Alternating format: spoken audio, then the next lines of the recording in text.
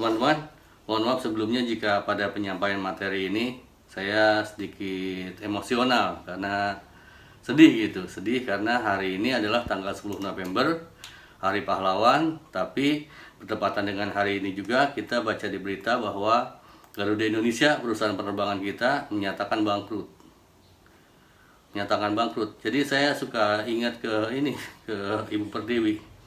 Ibu Pertiwi kan dari dulu bersusah hati, air matanya berlinang, Mas Intannya terkenang, gitu. Karena ketidakmampuan kita untuk mengelola, Padahal kalau kita dilihat dari sejarahnya, kita itu sudah diberi pendidikan gitu kan dari zaman Orde Baru, tapi ternyata kita masih belum mampu. Itu mungkin introspeksi juga buat saya, buat Anda, buat teman-teman semua, bahwa kita ternyata masih belum mampu mengelola begitu.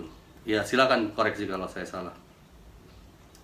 Saya ingin menyampaikan materi perencanaan transportasi ini kaitannya dengan yang sebelumnya, perencanaan wilayah gitu. Karena yang jadi hal yang utama, hal yang vital buat sebuah perencanaan transportasi adalah kita punya produk gitu. Kalau kita, teman-teman mungkin ingat sejarah kesuksesan Korea Selatan, Korea itu merdekanya itu tahun 1950. Kalau kita kan 1945, beda 5 tahun. Kita duluan. Korea itu belakangan 1950 Korea merdeka.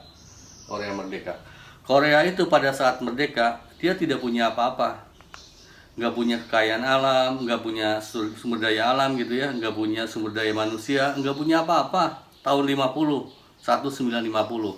Apa yang dilakukan Korea ketika mereka tidak punya apa-apa? Para petingginya waktu berpikiran bahwa ada satu cara supaya Korea bisa maju, yaitu dengan kita punya produk. Mohon dicatat, kita punya produk. Dan jika kita memproduksi sesuatu, maka itu akan memicu jasa. Dan jika itu memicu jasa, maka itu akan memicu perekonomian secara keseluruhan. Lalu bagaimana? Korea itu kan nggak punya apa-apa, uang nggak punya, sumber daya nggak punya. Yang dilakukan adalah Korea meminjam uang. Kepada siapa? Kepada Jepang. Jepang dan Amerika. Meminjam uang loh, tahun 1950 kepada Jepang dan Amerika. Waktu itu Jepang nanya, loh kok saya minjemin uang ke Anda, memang apa urusannya? Saya juga susah gitu loh, kenapa saya harus minjemin Anda? Waktu itu para petinggi Korea menjawabnya begini, Anda kan udah menjajah bangsa kami, balas budi dong, ganti rugi dong. Kita kan udah susah karena dijajah sama Anda gitu. Itu jawaban para petingginya. Dan karena dengan alasan itulah makanya Korea dikasih pinjaman, dikasih uang sama Jepang dan sama Amerika, uang untuk Korea. Dan untuk membangun apa? Yang pertama dilakukan oleh Korea adalah dia membangun perusahaan baja. Dengan perusahaan baja, kemudian sedikit demi sedikit maju, kemudian jadi memicu ada jasa kan gitu. Kemudian Korea juga membangun perusahaan otomotif, elektronik, kayak handphone Korea. Ini Samsung kan buatan Korea. Samsung ini buatan Korea. Saya juga pakai Samsung. Dulu waktu saya ingat tahun 97-an, saya pakai HP Samsung itu males banget. Jelek gitu. Kita tuh waktu itu senangnya Nokia gitu. Senangnya Nokia. Kita nggak senang produk Samsung.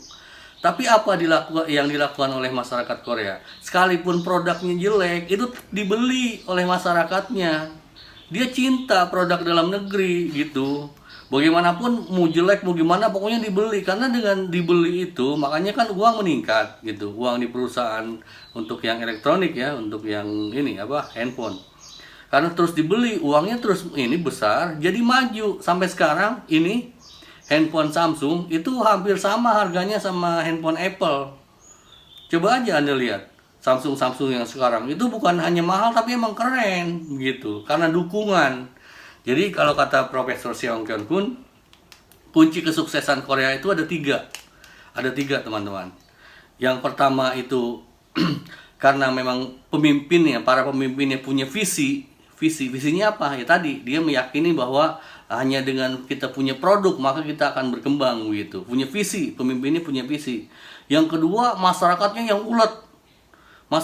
ulet dan yang disiplin, karena memang dia ditempa oleh kondisi lingkungan kan. Di Korea kan salju segala macam, banyak bencana begitu. Itu menempa diri masyarakatnya sehingga kuat gitu. Kemudian yang ketiga adalah bantuan dari negara lain, bantuan dari Amerika, dari Jepang gitu. Dengan tiga hal itu maka Korea maju. Sekarang kan artis Korea kayak kita di YouTube yang ini iklan kan artis dari Korea. Kita banyak orang-orang pengennya kayak artis Korea gitu kan. Gitu. Karena memang dengan dasar itulah maka mereka bisa maju gitu. Kemudian kembali ke Indonesia. Perencanaan transportasi di kita di Indonesia itu gimana sih gitu. Di undang-undang kita jelas transportasi itu adalah penggerak perekonomian. Udah jelas disepakati di undang-undang kita. Jadi fungsi filosofisnya transportasi baik darat, laut, udara ada dua. Yang pertama adalah meningkatkan perekonomian, meningkatkan ekonomi. Gitu. Yang kedua itu menyamaratakan pembangunan. Ada dua kuncinya. Fungsi filosofis transportasi itu ketika kita merencanakan transportasi yang katanya kebutuhan turunan itu dua. Pertama itu untuk meningkatkan perekonomian. Yang kedua menyamaratakan. Mungkin teman-teman yang di Jawa Timur, saya dulu di Jawa Timur tahun 98-an. Madura itu bagian provinsi Jawa Timur kan. Kemudian dibuat jembatan Suramadu antara Surabaya dan Madura gitu. Maksudnya apa? Supaya perekonomian di Madura itu maju, naik dan sama dengan Surabaya dan seluruh wilayah Jawa Timur, karena Madura itu masuk wilayah ke Jawa Timur kan. Gitu. Kemudian kayak yang di Batam. Saya dulu di Batam tahun 2000-an. Batam itu ada 3 pulau kan yang utamanya, Barelang, Batam, Rempang, Galang. Dan itu dihubung-hubungkan oleh jembatan maksudnya. Pulau Batam, Rempang, dan Galang gitu. Maksudnya apa? Supaya menumbuhkan perekonomian Batam Barelang secara keseluruhan dan sama gitu. Itu. Jadi kita memandang, cara pandang kita secara umum sudah tertulis dalam undang-undang, dan itu untuk meningkatkan sumber daya yang ada di kita dan meningkatkan kesejahteraan masyarakat kan. Hak kita itu sebagai warga negara apa? Yang pertama itu kita mendapatkan kehidupan yang layak kan.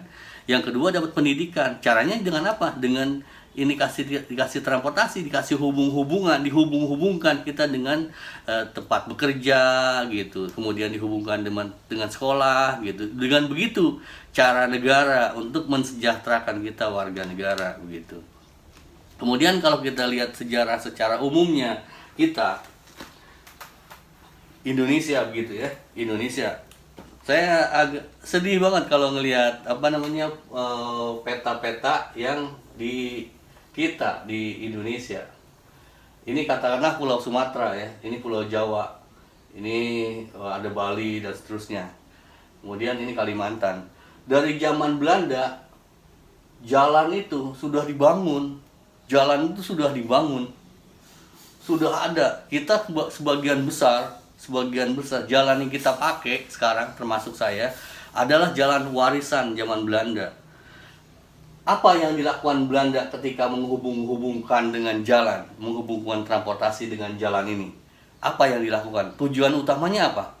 Kan katanya kalau penjajah ceritanya kan dapatnya gospel glory kan, untuk mendapatkan keuntungan kan. Demikian pula Belanda kan cari rempah-rempah segala macam. Kenapa? Misalnya katakanlah Bandung dihubungkan dengan Lembang, karena di situ ada kebun teh begitu kan, sehingga dia bisa dikumpulkan kemudian dibawa ke Batavia dan bisa dijual begitu. Sama di di Sumatera juga seperti itu. Maksudnya buat jalur perdagangan.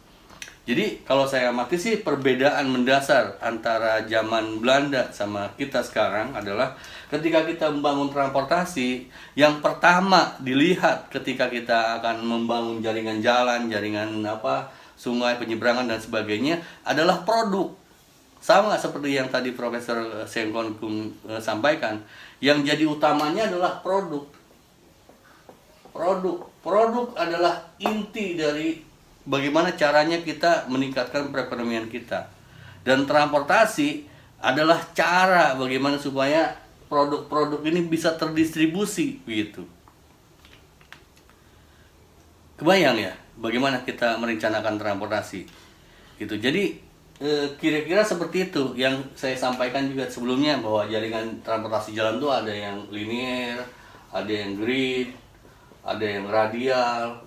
Semua itu dengan orientasi produk.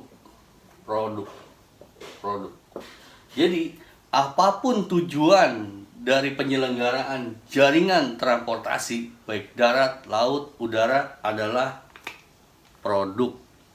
Dan produk itu harus harus didukung oleh semua lapisan masyarakat. Kita harus mencintai produk-produk kita sendiri, bukan mencintai produk luar. Dan itu berlaku gitu. Bagaimana caranya? Walaupun jelek, misalnya katakanlah saya juga sama senang nonton film gitu. Sekarang kan ya banyak kan artis-artis kita kayak Iko Uwais yang jadi artis luar negeri begitu kan, di Hollywood sana, bukan di Bollywood. Banyak ada Kang yang dari Tasik gitu kan, jadi jago silat di film-film. Saya juga sama suka nonton. Kalau buat saya sih artinya sebenarnya kita itu banyak jadi pasar.